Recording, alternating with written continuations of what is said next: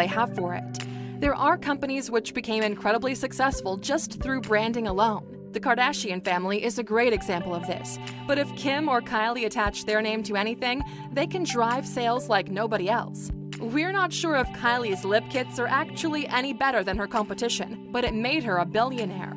Also, remember when Kim Kardashian made over $1 million per minute from her Kimmoji app?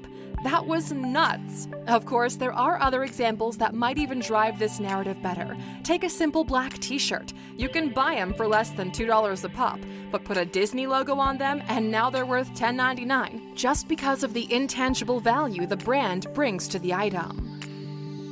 Number 10. People.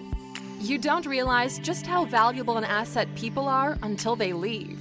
Very few people understand that